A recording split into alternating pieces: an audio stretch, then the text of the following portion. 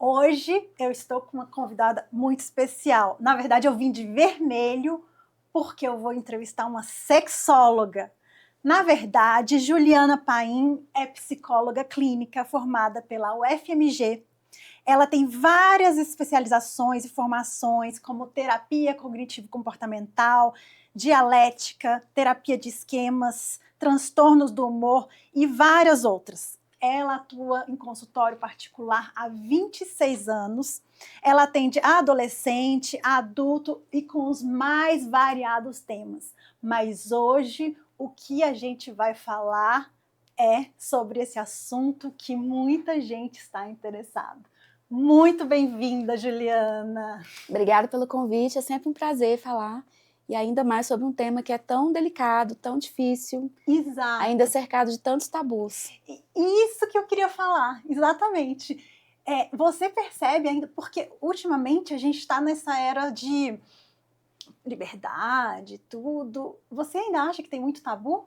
Tem sim, porque o assunto da intimidade, às vezes ele é tão protegido pela própria pessoa, porque ela teve uma criação mais formal, uma criação muito rígida, ou com aspectos religiosos muito fortes, ou uma família muito fechada para qualquer tipo de questionamento sobre a sexualidade, famílias que não explicam para os adolescentes, para as crianças, nem mesmo sobre menstruação. Os temas mais básicos não chegam para uma criança, para um adolescente. Mas assim, o que mais chega no seu consultório? Quais são as queixas? Então, eu recebo pacientes de várias fontes. Eu recebo muito pacientes de urologistas, né, médicos que atendem homens. Os homens estão com alguma dificuldade sexual, vão ao médico achando que é uma coisa física. O médico faz vários exames, pede ecografias, pede exames de sangue, e o médico não acha nada ali orgânico, então ele conclui que é um problema de origem psicogênica, ou seja, que tem fatores emocionais envolvidos. Esse médico encaminha para mim esse paciente, ou urologista, ou o próprio ebiatra, que é o médico de adolescentes, também manda para mim. Ginecologistas mandam para mim. E rede social também, né? As pessoas me acham na rede social e marcam a consulta. E você recebe mais paciente homem ou mulher? Mais homens, por incrível que pareça. E quais são as queixas deles? É disfunção sexual, né? Eu só atendo disfunções, eu não atendo pessoas assim, eu quero melhorar a minha vida sexual. Eu não faço esse tipo de coisa. Eu atendo casos de ejaculação precoce, disfunção erétil, transtornos do desejo, transtornos do orgasmo, vício em pornografia, parafilias, né? Explica e adolescentes também que estão com dúvidas a respeito. Explica pra gente o que é parafilia. Parafilia é quando a pessoa tem um desejo sexual por algo que é socialmente não aceito. Ah, entendi. Exemplos de coisas que são consideradas parafilias, né? Voyeurismo, que é você ter prazer de observar o ato sexual de outras pessoas. Aí tem as coisas mais bizarras, assim, né? Necrofilia, zoofilia, pedofilia, Entendi. enfim. Mas o que você mais recebe no âmbito da sexologia, no seu consultório, qual é a queixa? Vício em pornografia. É mesmo? É o que mais chega para mim atualmente. Não, e falar nesse vício em pornografia, agora eu queria saber, a pornografia faz bem em alguma medida, faz mal em outra medida? Porque eu acho que antigamente não tinha essa noção de que pornografia poderia viciar. Então, teoricamente, estava tudo bem. E o que você acha disso tudo? Antigamente a gente não tinha acesso a vídeos, né? Não era uma coisa tão fácil quanto ter um celular na palma da mão, que hoje em dia qualquer criança tem acesso à pornografia pelo celular. Antigamente as coisas eram diferentes. Antigamente as pessoas tinham revistas pornográficas, né? As pessoas tinham fita de videocassete, que você tinha que ir a uma locadora, fazer um cadastro, alugar aquela fita no fundo da loja, que tinha uma cortina preta. Tinha ali uma certa proteção, mas era mais difícil de alugar, né? Estava acessível só para adultos, hoje em dia não. A pornografia, ela traz diversos prejuízos, principalmente se a pessoa estiver na fase da adolescência. Eu já atendi homens adultos com problemas de compulsão sexual ou de vício na pornografia mesmo, vício na masturbação, que tiveram os primeiros contatos com a pornografia com 8 anos de idade. Com 10 anos de idade. E isso acaba criando imagens. Acaba criando padrões na cabeça daquele menino ali do que ele acha que é o sexo normal, de que ele acha que é o papel da mulher durante o sexo, o papel do homem, cria padrões estéticos, Porque na pornografia todos os corpos são perfeitos, todos os pênis são grandes, estão bonitos, né? As mulheres não sentem dor, as mulheres não dizem não, os homens não falham, não brocham, né? Que é a expressão que eles usam. Então tudo na pornografia é criado para uma imagem de perfeição, de funcionalidade, de que tudo flui naturalmente. E a gente sabe que não é desse jeito na vida real. Então você acha que não tem uma quantidade que pode ser saudável e outra não? Você acha que, na verdade, não é indicado? Tudo que tem exagero na nossa vida, até a água pode matar a gente. Mas, por exemplo, tem alguma paciente ou algum paciente que você indicaria? Assim, já teve situações, né, de eu atender meninos, assim, de 20 e poucos anos que tiveram educação muito repressora, que os pais não aceitavam conversar sobre o assunto, que eles não tinham a menor noção do que era um ato sexual. Entendi. Então, e nesses casos, pontualmente, eu sugeri, olha, você talvez pudesse ver um vídeo para você entender como é que é a dinâmica, pelo menos o básico, pegar um vídeo mais, assim, mais tranquilo, né, mais inicial, porque a pornografia é uma escada. As pessoas vão subindo. Começa com um vídeo assim muito normal, muito simples, um casal de homem e mulher com sexo vaginal, normal ali, e ela vai subindo escadas.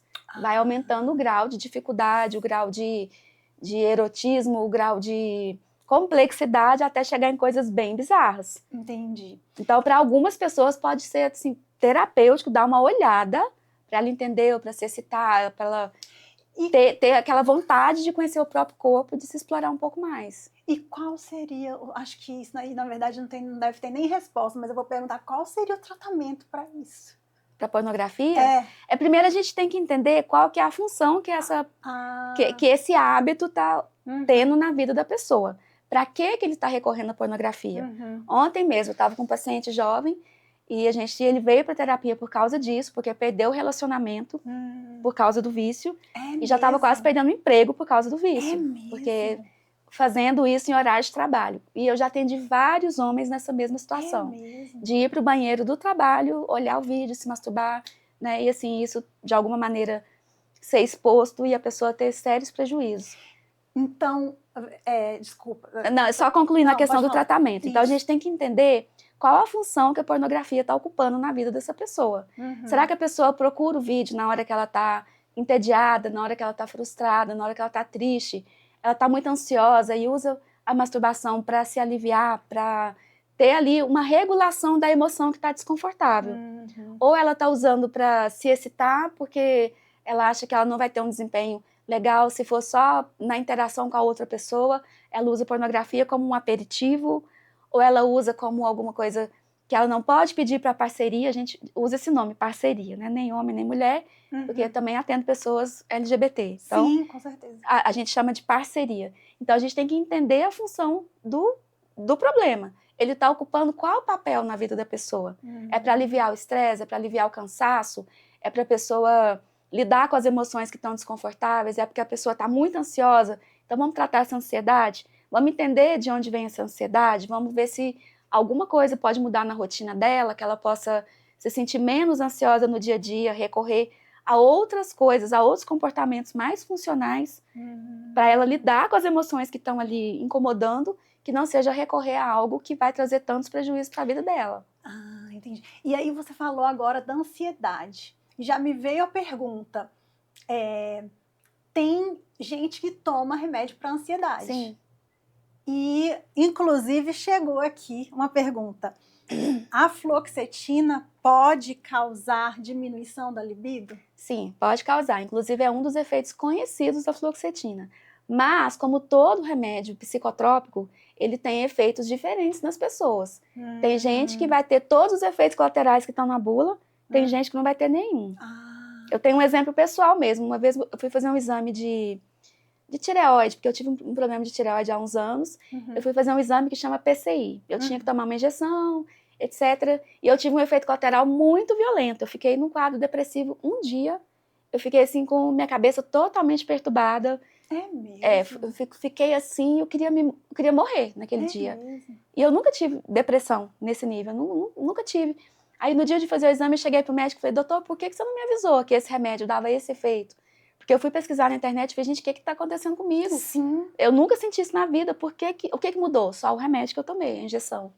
Ele falou, eu nem te falei sobre isso, porque menos de 1% das pessoas nos estudos tiveram esse efeito colateral, por isso que eu nem te falei. Aí eu falei, prazer, meu nome é 1%. Caramba! Então, cada pessoa vai reagir de um jeito. Tem gente que a fluoxetina vai tirar totalmente a libido, tem gente que não vai tirar, porque vai melhorar o quadro depressivo, vai melhorar o quadro da ansiedade e a pessoa vai estar mais emocionalmente disponível para ter libido. Olha, né? Isso daí as pessoas não pensam. Outro exemplo, né? Os médicos passam muito paroxetina para ejaculação precoce. É? A paroxetina resolve a ejaculação precoce, mas diminui a libido e atrasa o orgasmo e diminui a qualidade do orgasmo para algumas pessoas. Então isso é muito relativo. Não é porque a pessoa está tomando a fluoxetina que vai ter diminuição da libido. Tem que ver também se ela está fazendo atividade física, se ela está tendo qualidade de sono, se a relação dela está boa. Porque às vezes o casamento está péssimo, a pessoa começa a tomar a fluoxetina e diz, tá vendo, a minha libido acabou por causa do remédio. Mas na verdade aquele relacionamento ali já deu o que tinha que dar. E agora, puxando essa deixa aí, um casamento de 20 anos ou mais, e chega para você com a queixa de falta de libido. E agora? E agora que a primeira providência é uma avaliação clínica do casal, para ver de onde que está vindo essa falta de libido. Será que a pessoa pode estar com deficiência de ferro, deficiência de vitamina? Se for no homem, será que a testosterona está muito baixa? Será que essa pessoa está com déficit nutricional? Será que essa pessoa está com uma vida sedentária, está obeso, é fumante, bebe demais? Sim. Então a gente tem que avaliar tudo isso. Vamos supor que avaliou, isso daí deu normal, os exames. E o que você vai fazer com essa pessoa ou esse casal? Eu vou tentar entender como é que está o relacionamento da pessoa com o próprio corpo, com o próprio desejo e também com a parceria. Será que esse casamento está tendo espaço para essa vida sexual ser satisfatória? Será que o casal está brigando muito? Será que o casal está passando por um momento difícil financeiramente, ou problemas com os filhos, ou problemas familiares, está cuidando de um pai idoso? Como é que está a vida do casal? Porque a libido, ela precisa de um solo fértil para ela aparecer. Se a vida da pessoa está toda bagunçada, toda ferrada, é muito difícil ter libido. Então a gente avalia tudo isso. Se for problemas de relacionamento do casal, a minha terapia não vai surtir efeito. Porque aquele casal precisa de uma terapia de casal. É diferente. Terapia de casal é uma coisa, terapia sexual é outra coisa. Eu trabalho com terapia sexual. Entendi. Teve uma pergunta agora. Como sair da rotina e não cair no enjoo? É mais ou menos isso, né? Depois de anos que você tá junto com a mesma pessoa. Sempre ter espaço para conversa. Sempre ter espaço para a pessoa expressar o que ela sente, expressar o que ela tem vontade. E isso não ser motivo de julgamento para outra pessoa da parceria. Eu preciso me sentir com liberdade o suficiente para dizer para você, eu quero que você dê um tapa no meu bumbum durante o sexo. Entendi. Eu quero que você diga um palavrão. E isso não ser visto como algo que me diminua, como algo que coloque rótulos em mim, vamos dizer assim. Eu preciso ter liberdade para falar para você o que eu gosto e o que eu não gosto. Se o casal, depois de 20 anos, ainda não atingiu esse nível de maturidade sexual, tem alguma coisa muito errada. Então, tem, por exemplo, salvação, um casal que está há 50 anos juntos. E ter libido. Só que o desejo vai mudando, né? Um casal que está há 50 anos junto, o desejo não vai ser igual quando eles tinham 20. Entendi. O desejo muda de lugar. O corpo muda. A questão da intimidade muda, o próprio sexo muda, porque o corpo da gente já não responde tanto mais. A mulher, quando ela já está num relacionamento de muitos anos, com uma relação estável, com o mesmo parceiro, ela deixa de ter um desejo tão ativo e passa a ser um desejo mais responsivo. Quando a gente é mais nova, o nosso desejo é ativo. Quer dizer o quê? Que a gente vai atrás do parceiro. Que a gente procura, né? Que é uma expressão que a gente usa. A gente procura o nosso parceiro ou a nossa parceira para ter interação sexual. Com o tempo, né, com as mudanças hormonais, com as mudanças de vida, o desejo da mulher passa a ser mais responsivo. Ou seja, ela não vai tanto mais atrás, mas ela é receptiva quando o parceiro vem procurar. Então, quando o parceiro demonstra que ele quer sexo, a mulher responde. Ela começa ali sem muita vontade e ao longo da relação ela vai se empolgando e o sexo acaba sendo satisfatório para ela também. Entendi. Uma outra coisa que eu queria saber é se tem algum mito das mulheres sobre o prazer, sobre o próprio prazer. Milhões de mitos. É? Né? Tem milhões de mitos sobre isso. Primeiro mito é que a gente não foi educada desde a nossa infância para a gente conhecer o nosso corpo. Os meninos são muito incentivados a isso desde cedo. Os pais, inclusive, incentivam a masturbação dos meninos. Antigamente, os pais levavam os filhos com 12, 13 anos em locais, né, de prostituição, para eles terem as primeiras experiências deles com profissionais do sexo. E as meninas não, sempre tudo criado com muita cerimônia, com muita proibição, com muito tabu, da gente não poder nem tirar dúvidas, não poder nem perguntar. Então, as meninas já crescem com essa dificuldade de ter informações. As mulheres também crescem com aquela ideia de que mulher séria, mulher honesta não pode ter prazer, que prazer é coisa de puta. Já escutei isso várias vezes. É mesmo? É. De que, olha, se eu demonstrar que eu tô gostando, se eu demonstrar que eu tô tendo um orgasmo, meu marido pode achar que eu tô fazendo isso com outras pessoas, enfim. A cabeça do ser humano é uma caixinha de surpresa, né? Então tem muito tabu ainda de que a mulher... e tem um tabu, assim, que eu acho que a gente sempre tem que falar dele, sempre que é possível, que Freud, né, o criador da psicanálise, lá em 1900, Nossa. ele disse que o orgasmo vaginal era superior ao orgasmo clitoriano. Que o orgasmo clitoriano seria um orgasmo infantil, um orgasmo menos amadurecido. E depois que a ciência foi evoluindo, que a anatomia foi evoluindo, que lá para 1999 descobriram o clitóris da mulher, descobriram assim, foram investigar mais a fundo. É mesmo? A anatomia do clitóris só foi investigada no ano de 1999. Eu não tô acreditando. Antigamente eles achavam que era só aquele botãozinho do lado de fora, né? Que todo mundo, a pessoa que tem o mínimo de curiosidade, que já explorou o próprio corpo, sabe que o clitóris é um botãozinho que fica ali, né, acima da uretra. E em 1999 que eles foram descobrir que tinha toda uma estrutura ali por trás, né? Que tem ali umas hastes, que tem ali o bulbo, que tem várias partezinhas que não eram exploradas nem pelos estudantes, os estudiosos de anatomia. Entendi. Então a própria mulher às vezes não conhece o corpo dela. E ela não entende que ela pode ter prazer, que ela pode explorar o próprio corpo, que ela pode pedir o que ela tem vontade pro parceiro. E que ela não precisa fazer sexo se ela não quiser, mesmo dentro do casamento. Porque isso também acontece muito. E aí, dentro do casamento, como que faz? Porque as mulheres, igual você está falando, não precisa fazer e ela tá casada. Aí procura você, não é? Né? Assim, pra se consultar. Assim, mas a terapia sexual, ela só atende as pessoas que estão tendo algum tipo de sofrimento. Entendi. Né? Se uma mulher está tendo pouca vida sexual, porque, por exemplo, às vezes a mulher tem um desejo muito fraco, que a gente chama de desejo sexual hipoativo. Hipoativo significa que ele é baixo, Sim. ele é pouco, né? E o marido tem mais desejo, mas o marido tem, por exemplo, ejaculação precoce. O marido começa a relação e ejacula em menos de 2 minutos, ou em menos de 10 movimentos, que é um critério, mais ou menos, que a gente usa para definir se é ejaculação precoce ou não. Então, aquele marido tem ejaculação precoce, mas a mulher tem pouco desejo, aquele casal não tem sofrimento. Porque para ele está ok.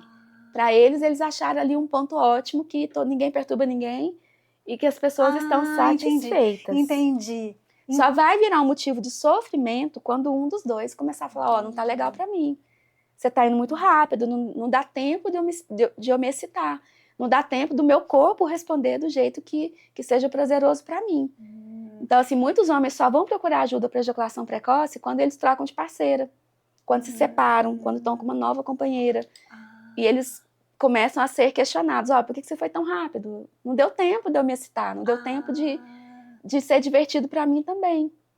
Então, assim, quando os homens vão procurar a terapia sexual por esse motivo, porque a primeira opção que eles têm é procurar o urologista. Aí eles vão para o urologista fala, isso é psicológico, você precisa de um profissional que te ajude com esse problema. Posso aqui te passar um remedinho para retardar a ejaculação, mas isso não vai resolver o seu problema totalmente. Então, vai procurar uma terapia. Então, a gente só consegue atender quando o homem veio procurar por uma demanda dele. Porque se ele veio só porque a companheira exigiu, é muito mais difícil da gente trabalhar. Entendi. Porque, assim, você falou até esses critérios, ejaculação precoce e tal, mas se mesmo a pessoa tendo não causa sofrimento, não é uma coisa que vai ser não vai chegar para mim. Não vai chegar. Não. Então, ninguém vai ficar apontando o dedo para ninguém se aquela pessoa tá bem na porque vida inclusive dela, né? no DSM-5, que é o Manual Estatístico de Doenças Mentais, que é Sim. usado no mundo inteiro, né? Criado pela Associação Americana de Psiquiatria, que é o guia que a gente usa para fazer diagnóstico. Lá está dizendo, né, que a gente só considera disfunção quando, diante do estímulo adequado, não há satisfação. Então, tem que ter um sofrimento para ser considerado uma disfunção. Se a própria pessoa não sofre com aquilo, isso não é uma disfunção. Ótimo, excelente. E, por exemplo, você falou dessa parte da mulher que tem muitos mitos e principalmente de conhecer o corpo. Você indica uma idade específica para começar a conhecer, se conhecer e ou até começar a vida sexual? A gente precisa começar a falar com os nossos filhos desde que eles têm acesso à linguagem. Quando os filhos já começam a falar, a gente já tem que falar, olha, isso aqui se chama vagina, isso aqui se chama pênis, ninguém pode tocar aqui nesses lugares. Tá. A gente já começa com a cultura de prevenção à violência sexual. Então a gente começa com isso quando o nosso filho ainda é pequenininho.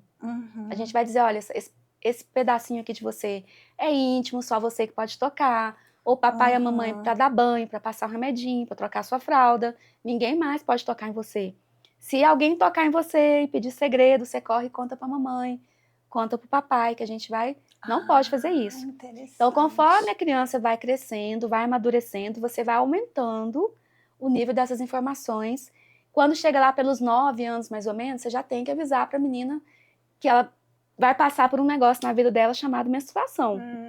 Então, de acordo com a idade, você vai aumentando o nível das informações. Você vai explicar para ela, porque tem meninas que menstruam muito cedo, né? Eu sempre recomendo levar ao ebiatra ou a ginecologista infanto-puberal ali por volta dos 9, 10 anos que está perto de menstruar. Até para a médica avaliar, né, como é que está o broto mamário, como é que está o desenvolvimento puberal dessa criança para ver se está próximo da menstruação. E a mãe já pode começar, a mãe ou a figura que for cuidadora dessa criança, né? Claro, que muitas crianças não têm a mãe presente. Sim. Mas assim, começar a ensinar sobre a menstruação, ensinar de como é que é a questão de onde vêm os bebês, porque a própria escola vai falar também. Mas às vezes a escola, uma vez eu perguntei assim para uma menininha de 12 anos que eu estava atendendo, ela veio com um monte de pergunta sexual. Ela estava com milhões de dúvidas. Eu perguntei, fulaninha, mas você não teve aula sobre isso lá no 5º ano, na educação da escola? Na aula de biologia? Ela falou assim, ai, Ju, eu tive, só que a turma tava numa risaiada danada, todo mundo fazendo piadinha, ninguém prestou atenção no que a professora estava falando, então eu não consegui entender. Não acredito. Por isso que eu tô te perguntando, aí eu fui pegar a minha prótese, mostrar pra ela o nome de cada partezinha. É mesmo? Ó, aqui é o clitóris, aqui é a uretra, aqui é a vulva, aqui é o canal vaginal. Do canal vaginal lá pra dentro vai dar no útero, o útero tem os ovários. Aí a gente explica tudo pra criança. Só que isso quando a criança tem acesso a um profissional de saúde para explicar. Mas esse que não tem, né? Como é que faz? E quando a pessoa tem muita dúvida e não tem um adulto de confiança ali para explicar, eles vão procurar onde? Na internet. E quando eles procuram na internet, o que eles acham? Pornografia. Só isso que eles acham. Então, eles vão aprender das piores maneiras possíveis. Entendi. E nem é um aprendizado em si, né? Eles vão ter acesso a imagens que não vão ser explicativas. Não vão dizer, olha, aqui é o ponto X, isso aqui serve para isso, isso aqui serve para aquilo. E com aquela conotação toda que talvez, né, deturpada. E quando você perguntou assim, qual a idade para ter uma vida sexual ativa, isso também é muito relativo, de acordo com a cultura, de acordo com a nossa época. Por exemplo, na época da minha avó, que tem 92 anos, era muito normal uma menina casar com 13 anos. Casava até com um homem de 40, um homem viúvo, com filhos. Era a coisa mais normal do mundo. Então, naquela época era normal. Hoje em dia não é mais normal. Uma menina casar com 13 anos. Sim. Mas muitas iniciam a vida sexual nessa idade. Não quer dizer que isso seja bom. A adolescente, ela já tem que ter noção das consequências, de como que acontece o sexo, de quais as consequências que virão se o sexo não for feito de forma protegida e segura. Ela tem que entender sobre consentimento. Aí, na hora que essa menina entende o que é um consentimento, que ela precisa entender o que é aquele ato e o que pode decorrer dele, e se ela está pronta para lidar com as consequências, aí sim está na hora. E vamos supor que as coisas não andem do jeito que eram para andar. Por exemplo, a pessoa tem trauma, tem culpa, tem várias minhocas na cabeça. Sim, é o que mais tem. E como que você lida com isso? Com muito respeito pela pessoa. No tempo dela, a gente não traz isso como demanda para terapia, se isso não for um problema que causa sofrimento na pessoa.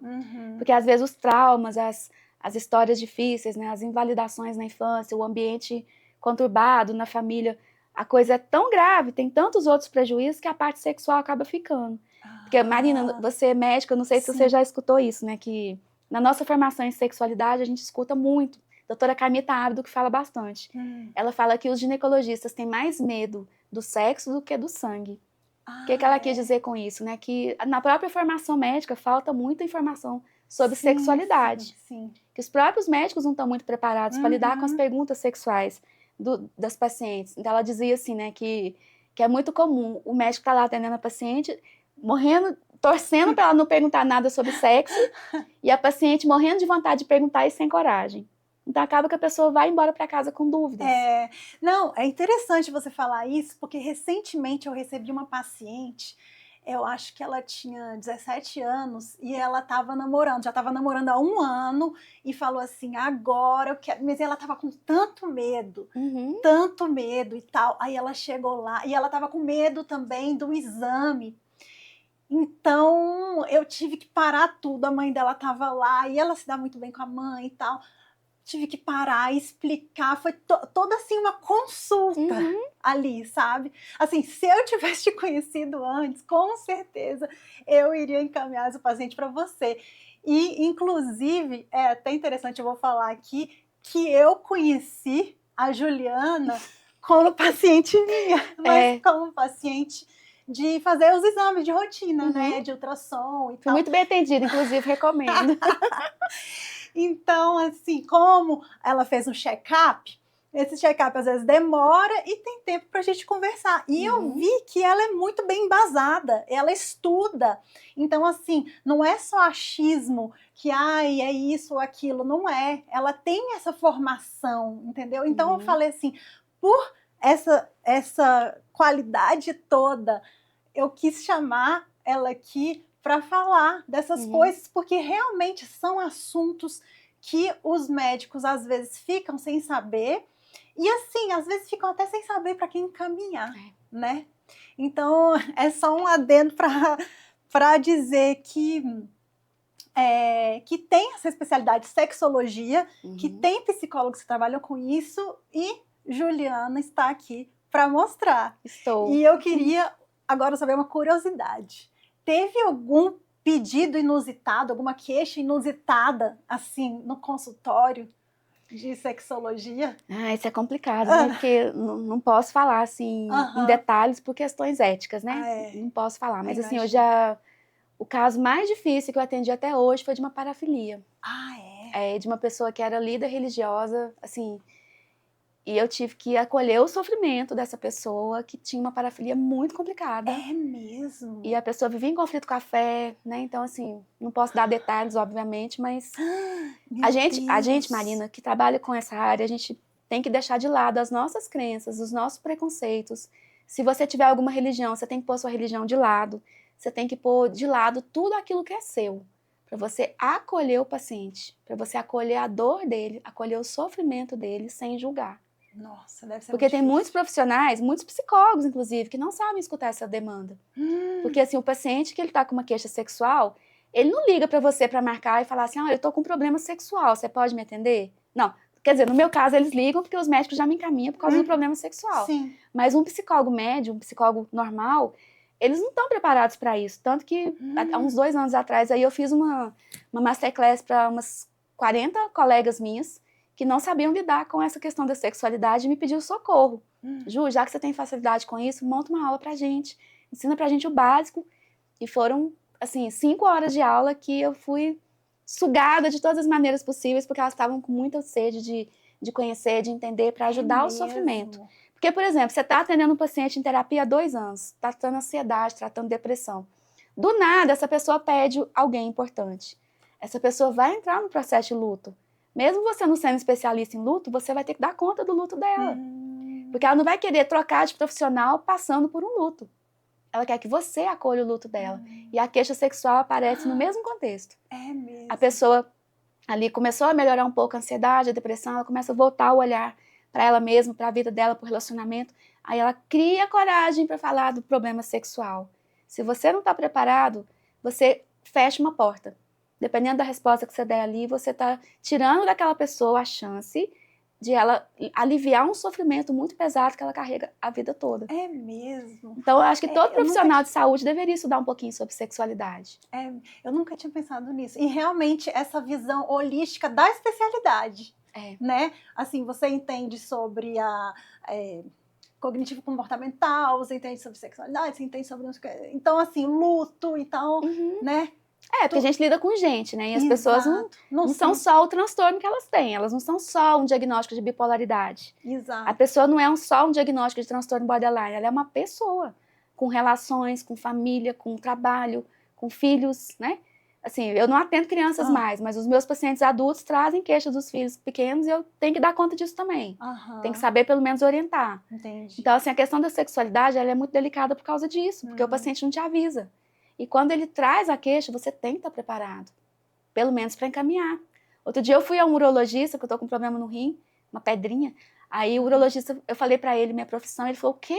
Você trabalha com isso? Como assim? Eu não sabia que isso existia. Eu falei, opa, né? É mesmo? Eu falei, doutor, então tá aqui meu cartão, pode me mandar os seus pacientes homens. Aqui. Pois é, mas mande só os homens, porque é muito mais fácil trabalhar com os homens. É muito mais fácil? Eu acho. É mesmo? Eu acho. Interessante. Porque os homens, eles são muito mais resolutivos, né? Eles chegam lá querendo resolver o problema. Então, eles são pacientes mais obedientes, assim, vamos dizer. Eu dou tarefas para eles cumprem as tarefas direitinho. Qual que é a tarefa? Não pode falar. Depende do problema, né? Depende da disfunção.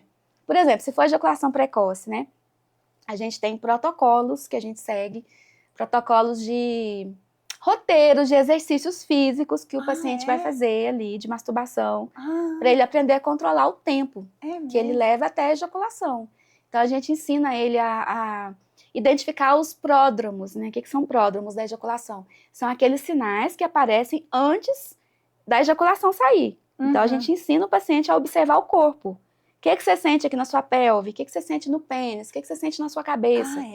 Como é que fica a sua respiração? Tem vários sinais ali de que a pessoa vai ejacular. Entendi. Igual a gente tem sinal de que a gente tá com vontade de fazer xixi, de fazer o número 2, a gente tá com vontade de vomitar, a gente tem sinais que o corpo dá pra gente. E o homem com ejaculação precoce, ele é tão ansioso que ele não presta atenção nisso. Geralmente ele é ansioso pra tudo na vida, não é só na hora do sexo. Então a gente vai olhar aquele homem como um todo, vai tentar entender o que é que causa ansiedade nele, como é que tá a vida, se tá sedentário, se tá fazendo atividade física, como é que ele é no trabalho. Como é que você recebe uma tarefa no seu trabalho, seu chefe te dá um prazo, como é que você fica? Como é que fica isso na sua cabeça? Como que você lida com coisas com prazo e sem prazo? Como é que você lida com questão de trabalhar em equipe? A gente vai entender a vida da pessoa como um todo. Porque o sexo é só um sintoma. É engraçado. Não, eu tô vendo isso porque eu tô perguntando assim, e o que faz?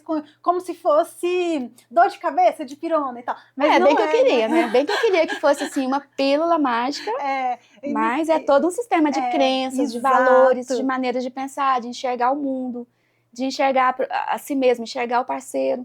Não dá pra gente resolver isso com uma pílula, né? É verdade. Você acha assim que se todo mundo fizesse terapia sexual, seria uma boa? Só quem está em sofrimento. Só quem está em sofrimento. Terapia não é para todo mundo. Não é. Igual já me perguntaram várias vezes. Você acha que todo mundo devia fazer terapia? Não acho. Eu acho que terapia é para quem tem algum tipo de sofrimento ou precisa evoluir. Precisa melhorar, precisa se conhecer melhor sempre para resolver problemas, né? Ou que é um problema muito grande para a pessoa ou para quem ela convive. Porque às vezes a própria pessoa acha que está tudo bem, mas quem convive com ela sofre, né? E você acha que teria alguma pergunta de sexo que alguma pessoa poderia, assim, toda pessoa poderia fazer para outro antes de começar uma atividade? Você diz assim, quando você está conhecendo alguém ou... pode ser. Eu acho que isso é meio complicado, né? Porque quando a gente está conhecendo alguém, a gente parece um pesquisador do IBGE, né? Onde você mora? Quantos anos você tem? Tem filho? Você já foi casado? Que carro você anda? Né? Inclusive, aplicativo. E você acha que aplicativo de relacionamento tem melhorado ou atrapalhado? O quê? Essa parte sexual. Assim, ó, o que que acontece? No aplicativo de relacionamento, as relações são muito líquidas, né? São muito descartáveis. A gente Já conhece dizia uma Bauman. pessoa, já dizia Bauman, pois é. É. Então, você conhece uma pessoa, você não tem tempo de desenvolver intimidade com aquela pessoa para atingir uma maturidade sexual, para você ter mais satisfação sexual. Porque a satisfação, ela vem da intimidade. A intimidade vem do contato, e o contato vem da convivência. Se você saiu com uma pessoa 1 ou 2 vezes que você conheceu no aplicativo, como é que você vai desenvolver essa intimidade o suficiente para você ter um sexo incrível? Para você ter uma vida sexual satisfatória? Agora, tem gente que se conhece no aplicativo e que desenvolve um relacionamento e que acaba casando, acaba, né, construindo uma vida juntos, e o aplicativo foi só o jeito que a pessoa se conheceu, né? Entendi. Inclusive, me dei bem. Isso que eu tô pensando. Inclusive, me dei bem, Marina. Estou num relacionamento maravilhoso que eu conheci no aplicativo, entendeu? Parabéns, Tô parabéns. feliz. Porque não é o que eu tenho visto por aí. Eu atendo muita paciente, muita mulher, né? Mas que bom. Mas eu também passei por essa fase. Eu fiquei 3 anos solteira e eu conheci pessoas incríveis, mas também pessoas, né? Vamos dizer assim, que precisavam de reencarnar de novo. Precisariam reencarnar para evoluir como ser humano, entende? Mas tudo é aprendizado, né? Tudo é aprendizado. Olha, eu já ouvi falando assim, sexo não era como era antes mais. Isso, o que você acha disso? Isso é uma coisa, talvez, é bom que não é como era antes, ou é ruim? Ou o que você acha também? Eu acho ótimo não ser como antes. Né? Porque se você for pensar nos tempos das nossas avós, as mulheres não eram preparadas para outras coisas na vida delas, a não ser pro casamento e para a maternidade. Mulher não estudava, mulher não trabalhava, né? Mulher não tinha uma carreira. A mulher era preparada para ser dona de casa, para ser mãe. E mais para trás ainda, né? Lá no século passado, a mulher ainda não podia nem ter desejo sexual. Lembra daquelas cenas assim que tinha um lençol branco com um furinho no meio, né? Tinha a camisola da noite de núpcias, que tinha que sair de lá com a mancha de sangue para provar que a mulher era virgem. Então a gente tinha todos esses tabus que faziam sentido naquela época. Se você for assistir uma novela de época, uma série, você vai entender que naquela época fazia sentido aquilo. Hoje em dia, graças a Deus, a mulher é dona do próprio prazer. A gente não precisa mais ser objeto do prazer do homem, a não ser que você queira. Porque você tem direito, inclusive, de querer ser o objeto sexual de alguém. Você pode querer, né? Então, hoje a gente tem liberdade para explorar a nossa sexualidade sem ser vista como uma prostituta, sem ser vista como uma mulher fácil, sem você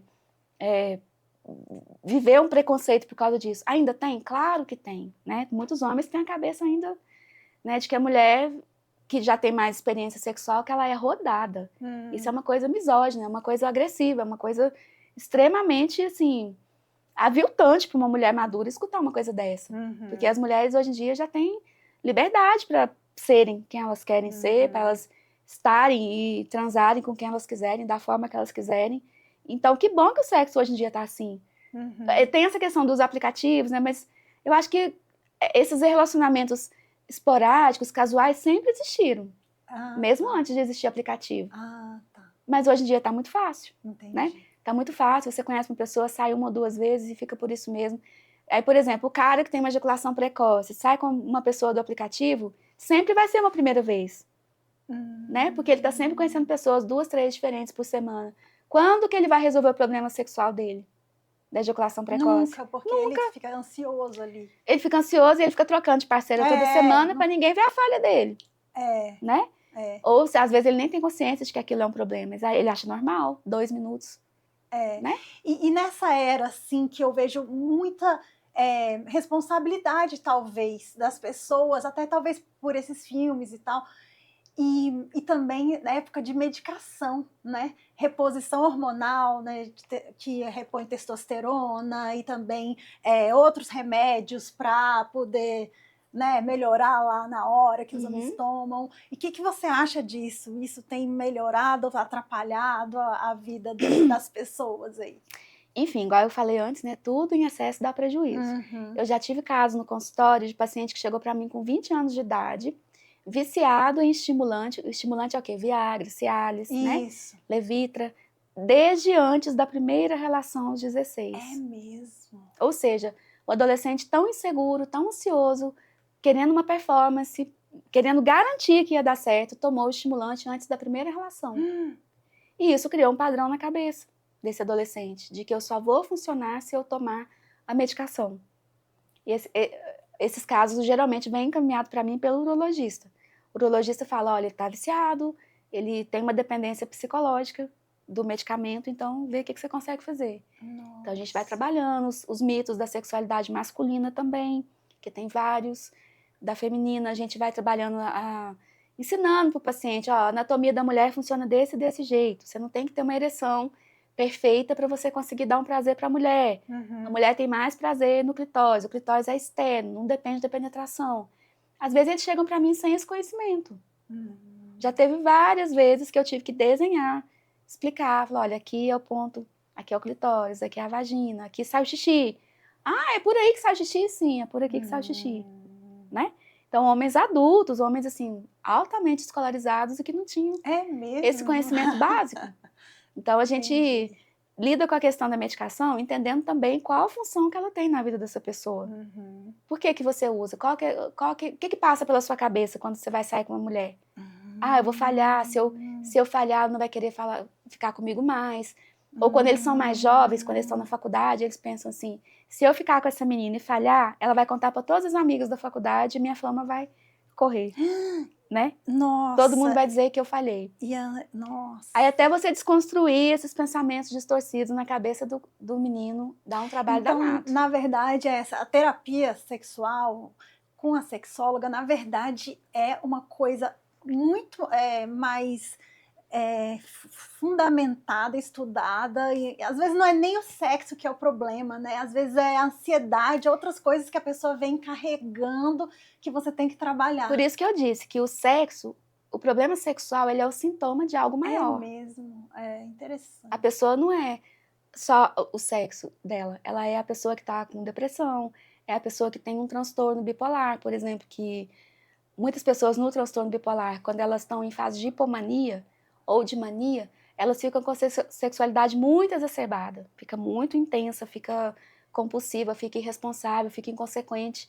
E se você não tem um pouquinho de conhecimento dos transtornos mentais como um todo, não dá para você ser um terapeuta sexual. Por isso que eu sou totalmente contra pessoas que não são da área de saúde mental atuarem como terapeutas sexuais.